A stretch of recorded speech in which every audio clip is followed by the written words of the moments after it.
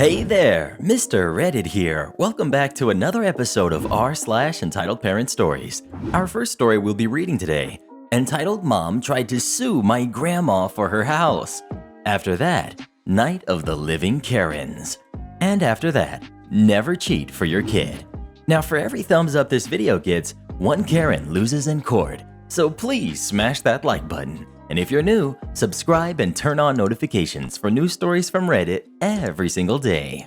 Entitled Mom Tried to Sue My Grandma for Her House. My grandma had 4 kids. All were girls. My mom is one of the 4, and entitled Mom's mom was also one of the 4. My grandpa passed and left everything to my grandma. My grandma has a will that divides everything equally to each of her kids, my 3 aunts and my mom. Entitled Mom's mom, my aunt, passed away. Entitled Mom has 4 younger siblings and she's the eldest, and my aunt's inheritance, it included my grandma's current house. Entitled Mom and my grandma both live together. Entitled Mom is a horrible person. She drinks too much and goes out partying until 4 a.m. She has nowhere to live, so she ended up with my grandma. My grandma takes care of her kid as Entitled Mom goes out partying.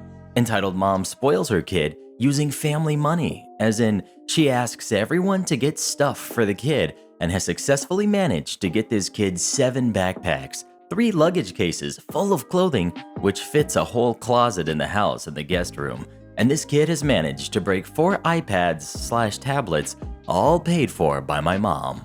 On top of that, Entitled Mom is severely obese. I don't know how these guys are so obsessed with her. Normally I wouldn't judge, but she has a kid that she never takes care of properly. She has managed to also get money from different family members for surgeries, including tummy tucks and liposuction. She loses all this weight, pretends to be better, then reverts back to her bad behavior.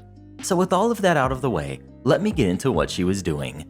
She went to the courts, suing my grandma. More recently, she claimed that my grandma was senile. My grandma is old, but her memory is not fading. She does not have any diagnosed dementia of any sort. The only thing she has is bad hearing. Now, my grandma was upset by getting sued, but she is very family-oriented and continued to let Entitled Mom live in the house. It wasn't until Entitled Mom made the claim that my grandma was senile that she finally listened to everyone's plea to have Entitled Mom kicked out. So because Entitled Mom questioned my grandma's sanity and state of mind, they had a psychologist question both my grandma and Entitled Mom. Now, Entitled Mom was racking up money to bribe the judge to rule in her favor. It's a third world country and people are desperate, so normally a judge would easily take it. However, this judge didn't take it, and the psychologist absolutely grilled Entitled Mom. According to her brother, who got roped into it unwillingly, he waited outside the room and could hear Entitled Mom yelling and crying and having a tantrum. Entitled Mom came out of the room crying. One of my aunts took my grandma to the psychologist and waited outside. This was the same psychologist that interviewed Entitled Mom. My grandma came out feeling fine. She wasn't like Entitled Mom. The courts denied Entitled Mom's claim that day. Entitled Mom was kicked out of the house with her kid. My grandma is sad to kick out the kid because it isn't his fault. However, Entitled Mom has been leeching off my grandma long enough. Everyone else has hated Entitled Mom for years, and it was absolutely glorious hearing the news that the courts refused her claim to take my grandma's house and get the inheritance before my grandma passes. This isn't the first time Entitled Mom has tried to pull stuff like this, and I would happily tell the stories of how Entitled Mom managed to get so much money and gifts in great detail. What would you do if you had a family member suing your grandma? Let me know. Night of the Living Karens. A little about me. I'm in charge of 4 retail shops that cater to sporting goods that heavily focuses on hunting, but it's not limited to hunting. I put in a full 16 hours checking inventory, doing the billing and payroll. I decided to stop and shop for dinner at Walmart. I walk in wearing a black shirt that says, "My rights don't end where your feelings begin." I hit the pre-made salad and sandwich island. Nothing. I move around to the burrito area. I hear an ahem behind me. I figured I was in the way and moved out of the way. I hear the annoyed ahem again, followed by an irate voice of a wild Karen. "You should at least acknowledge me, sir." I look up and she begins to ask me if I am going to make any more sandwiches. I say, "Madam, I don't work here. I do know, however, the sandwich people are gone for the day. They'll have more in the morning." She storms off talking to herself about how I was a rude associate. I shrug and continue shopping for my dinner. I move over to the pizza section and there's nothing. Yet, while there, I get yelled at by another Karen. She demanded to know why I was out of uniform. I politely tell her, "Madam, I don't work here." I then mosey off before she can speak to me further. While walking away, I hear her gasp and explain loudly to someone that I was very rude to her. In the frozen food aisle, looking for at least a bag of french fries or tater tots or even a frozen pizza, I hear another behind me. I push forward, thinking I am in the way again. I hear another followed by a hand on my shoulder. It's a Chad and a Karen. Chad is the one grabbing my shoulder. I push his hand off and turn to face him, telling him not to touch me and to get away from me. He recoils in horror and his Karen gasps. He demands to speak to my manager. I tell him, "I don't work here. You can talk to the manager all you want." I then walk away as they storm off to the customer service center. I finally find food for dinner, a frozen bag of veggies and frozen chicken strips in the next aisle. I move on and grab some trail mix for breakfast and lunch tomorrow for work. I head to the sporting goods section to look at their new materials. I can sometimes find cheaper items there than at my own shops. I buy 3 boxes of turkey pew-pew materials, the last 3 there. I hear a Chad behind me howl in disgust. "Why are you buying those? You work here. Paying customers first. Those are mine by right," he legit shouts. I turn and politely tell him, "Yes, paying customers first, and I am a customer who just bought them. I do not work here." His pet Karen chimes up. "You certainly do work here. I see you here all the time." I explain, "I don't work here. I am the owner of my business." I then walk away, leaving them fuming. The poor girl with the key to the pew-pew material cabinet chimes up. "He don't work here." They go off yelling at her about how she's covering for a thieving employee who's taking from customers to be a very rude and greedy person. I stop by office supplies and electronics to pick up some goodies. I then remember something from my list back in the food section. I go to get English muffins. I don't see the kind that I like, but I see the honey wheat ones and I grab 3 for the gazillion eggs I got at home. A wild Karen freaks out on me. "You're an employee. You shouldn't be hoarding stuff." I politely tell her I do not work here and exasperatedly ask, why does everyone think I'm an employee? I'm clearly not dressed like an employee. She comes back with, "Why else would you be in Walmart?" I walk away laughing and retort, "You must be a Walmart employee too. Why else would you be in Walmart?" I'm looking over jewelry when Chad from Sporting Goods walks up and reaches into my carriage, taking out my 3 boxes of turkey pew-pews. This was seen by Mark.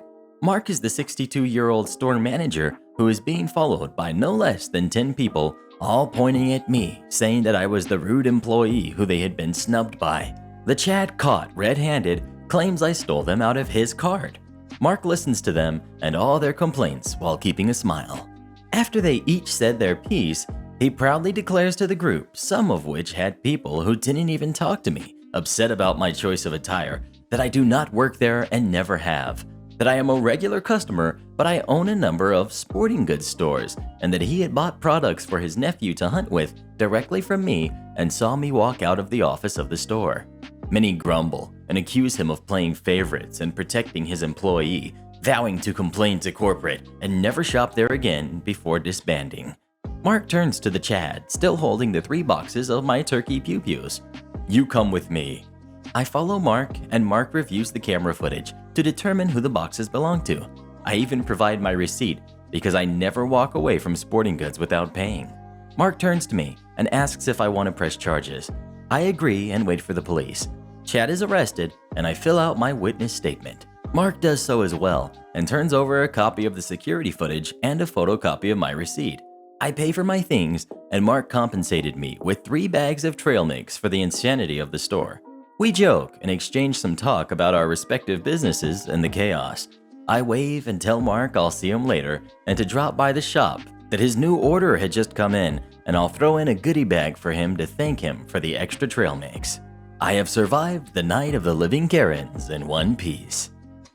Never cheat for your kid. So back in high school, I was classmates with a kid who, well, wasn't exactly the sharpest tool in the shed. Take note, we were sophomores, grade 10, by now, so our batch had been together for 10 years.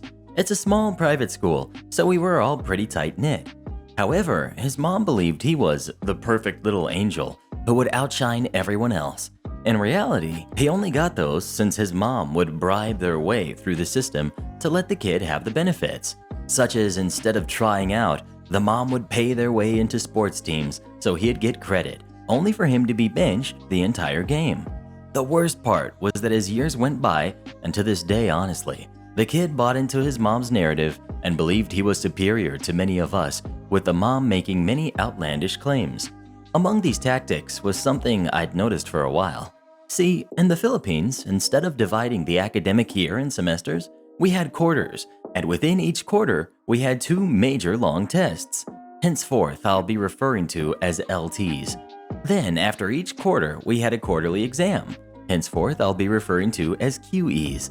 As each quarter progresses, the QEs would aggregate lessons from the quarters that had passed along with that quarter's lessons.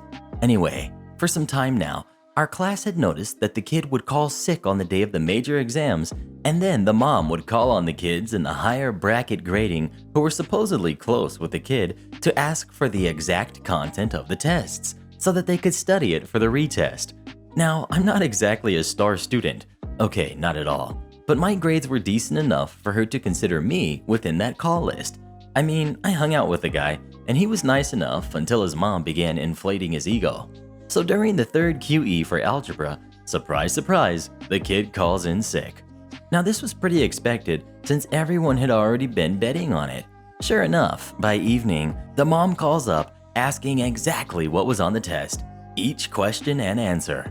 I tell her off, and she starts spouting on about grades are important, and I'm just caring for the future of my child, and he deserves to be in the honor society, and you should be more charitable.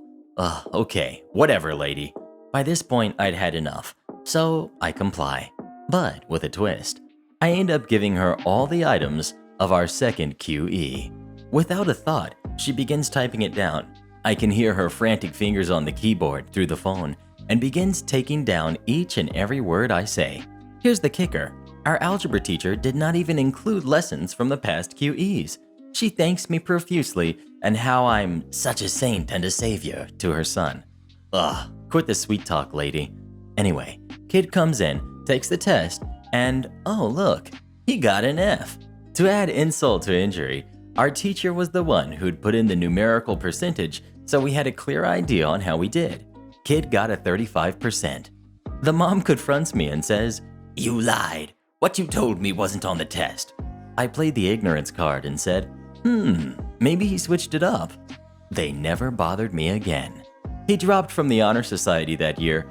People caught wind of the story and started doing the same thing. Parents, never spoon-feed your kids. It never works out well. We're in college now, and all updates on the kid's college life are non-existent. We don't even know if he's in college. Every time we have a reunion, he's evasive on the topic, despite everyone openly talking about their ups and downs on uni life. Last we heard, the mom was claiming her little Einstein was taking a double degree. We have a classmate whose uncle is a professor in the said degree, and he said he's never heard of the kid there. Entitled parent yells at me for being good at laser tag. Cast. We've got me, we've got annoying kid, we've got entitled mom, we've got staff, and friend. Background. I was invited to friend's birthday, and it was at a place with a laser tag arena, and I'm pretty good at it. I arrived quite early to the birthday, so I soon guaranteed my place in the line. It was the right move, because there was a line to enter it, and to make the line move faster, the rules were free for all, with about 10 people in the arena each time, and when you lost, you exit the arena and give your equipment to the next kid in the line. Once I was inside, I defeated some enemies and was still with all my lives. Everything was okay until I defeated an annoying kid. He was younger than me, and I had defeated him before, so he went through the entire line again before I defeated him the second time. Annoying kid after recognizing me.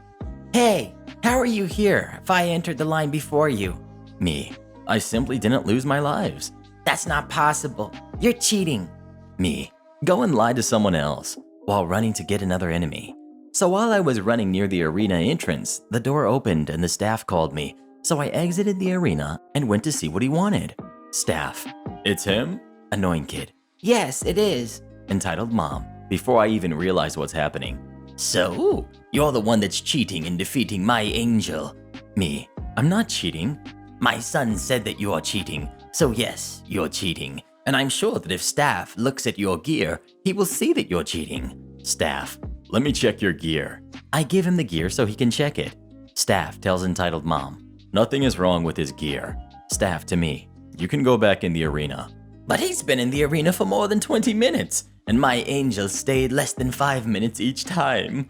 But ma'am, the rules are clear. You're only eliminated when you're defeated, and he hasn't lost yet. But this isn't fair. He played more than my son. Ma'am, please calm down. I only work here. I'm not the one who created the rules. At this moment, I decide to return to the arena, where I stayed until Annoying Kid entered the arena again, and somehow convinced 6 of the other players to come after me. I had defeated some of them before. So 7 kids rushed at me, and even though I managed to defeat 4 of them, including Annoying Kid, they were able to defeat me. At this point, I only had half of my lives remaining. So after that, I returned to the line and managed to return to the arena. But after half of the other players decided to go against me again, I decided to go and do something else. I just remember entitled mom and Annoying Kid looking mad at me every time they saw me. If you're wondering, Annoying Kid was only at the party because entitled mom was friend with friend's mom. Like some of the other kids, he was able to convince to attack me, so I had never met him before. Stop making noise after 10 p.m.? Alrighty then. Some time ago, 4 years and change to be precise, my best friend and I moved into a nice house with a cool inner garden and a tiny living room looking out into it. We, 20 at the time, weren't really into partying, but as most university students still had some friends who would come over 2 to 3 times a month in 2s or 3s to hang out, bake, drink some wine and chill. Nice times. Once the weather got warm enough, we would sit in the garden and talk. And here, you'll just have to take my word that we were only talking once the clock hit 2200, as that's when the official night hours start around here. So, no shouting, not even the quietest of music, no more than 4 people having a chill conversation in their own backyard. Working and studying, mind you, doesn't leave much time for such luxuries, so again, that's no more than twice a month. Across the fence, there lived a just-no family. An older lady and her husband in one house, and her daughter, toddler, grandkids, and 2 small obnoxious dogs barking all day, every day, in the next, both sharing a garden bordering on ours. 2-meter-high concrete wall between us and them. Additionally, we had never met them in person until they started showing up at 22:05, demanding that we go inside and close all windows so as to not be heard at all. Because otherwise, we are a great awful inconvenience, super loud, and an absolute breach of the rules. Not true, but the constant bickering, threats, and calls to the landlord spoiled any enjoyment of the garden and summer evenings for us. The final straw was when the husband appeared at 22:02, so he had obviously been waiting to lecture us as to how we can be as loud as we want, but no later than 2200, because in this community, we have rules. Alrighty then, cue malicious compliance. Both of us enjoy a wide variety of musical genres: jazz, blues, swing, classical, folk, the occasional pop or rap track, you name it, and rock and metal abundantly. So for the next 2 years, every evening with nice enough weather, the time from 2100 to 2200 became the neighborhood musical education hour. And at this point, it ain't jazz either, and is as loud as we darn well please. We're having a blast, unwinding from the day, incorporating all cooking and showering into a dance routine. Then, all music stops at the strike of 2200. Yes, we have an actual church with actual bells that rings even at the time of the night. And on, evening after evening, till the leaves start to fall, and it gets too cold to blast some nice Rammstein or Pink Floyd or whatever through the huge living room window. They tried to complain to the landlord about it too, but at this point, he told them that they got exactly what they asked for and to buzz off. Only thing we hear from the other side of the fence nowadays is them screeching at their dogs, and they lived happily ever after. homeless-looking guy actually does work in the building. So, years ago, I got a pretty sweet gig working as a security guard, shift supervisor actually, important, a building downtown. It was a mixed-use building, so we had a food court, retail stores on 2 levels, as well as 5 office towers. When I first started, one of the things all the guards are taught is to treat everybody they deal with respectfully. The building did have a lot of transients and homeless people wander through, but we prided ourselves on being courteous and polite to everyone. Well, one lazy Sunday morning, I get a frantic call from our building operator, guy who watches all the security cameras, telling me I need to get to a specific bank of chairs on the 2nd floor. He's panicking, and I can't make out much of what he's saying other than one of my guards' names. I go rushing over, worried about this guard who's a bit of a loudmouth bully, and he might be in a fight or something. Oh boy, do I wish that was the case. When I get there, the guard is berating an older gentleman who is seated in one of the chairs. Guy has a pile of paper and a coffee on the table in front of him and is pretty shabbily dressed. A pair of threadbare jeans, dirty running shoes, a faded and stretched out t-shirt, and a leather jacket that has more scuffs than leather at this point. There's a ratty laptop bag on the floor leaning against the table. The guard is darn near purple in the face, screaming at this guy to get out, pointing wildly and yelling about how we don't allow pieces of garbage to live here. You've been here an hour. Move along. I walk up, tell the guard to cool his heels. Hey guard, let's all just take a breath. What's going on here? And then I greet gentleman in the chair and ask what seems to be the problem. The second gentleman gets 2 words out. Guard lights up on a tangent about how this homeless dude is loitering and needs to leave but won't get up. I shush him and try talking to the gentleman again, and this time he got out 4 words before the guard interrupts again and this time starts threatening to literally flip the chair forward to toss the gentleman onto the floor. I finally have enough with the guard and tell him to go to the office and cool off and that I will deal with the gentleman. Guard begrudgingly leaves and I apologize to the gentleman about the guard's overreaction. Gentleman basically says, I appreciate it. I work in X tower on X floor and forgot my keys. I was waiting till my assistant arrives and can let me in. I automatically offer to let gentleman into his office. We do all the time and have specific protocols for it, and he accepts. So away we go to the elevator. We reach the floor and then doors open, which is when I realize where I am. Every single night, we patrol every single office space of every single tower except for one. On one floor, the entire space is occupied by a legal firm that is worth multi-millions, and we aren't allowed in the office, ever. Yup, I'm standing on that floor. Gentleman steps into the floor lobby, and I have to excuse myself to go and get the key for his office. We aren't allowed to carry a copy of it, so I can let him in, and he just nods. I race down to the building operations room, snag the key, and race back as fast as I can. When I get back to the floor, I open the office door and gentleman invites me in as he goes to shut off the alarm. I then have to awkwardly ask him for his ID and to see his office so I can verify that he's allowed to be there. He chuckles and obliges me. He's the owner of the legal firm. Thanks me for letting him in, and I leave. About 20 minutes later, the president of our security company arrives on site with 2 other people, and guard who blew a gasket is escorted off-site. Fired. As soon as I left lawyer, he called the manager of the building at home to have words, and manager then called security company, who came down personally. I got a nice compliment for how I handled things, and I learned why we had the rule of treating everybody with respect. You don't want me in your class? Okay, so this took place a long time ago. I think it was in 2009. I was 14 years old, and for context, we live in a country that's not very familiar with English, especially in 2009. At this period, almost nobody used English in their daily life. No song translations, and all the media was in our native language. This resulted in really poor English lessons. We were learning since we were 11 years old, and we were studying simple stuff. For my part, I was always interested in languages, and I was traveling for sport, as I was training better and started to do international kayak competitions.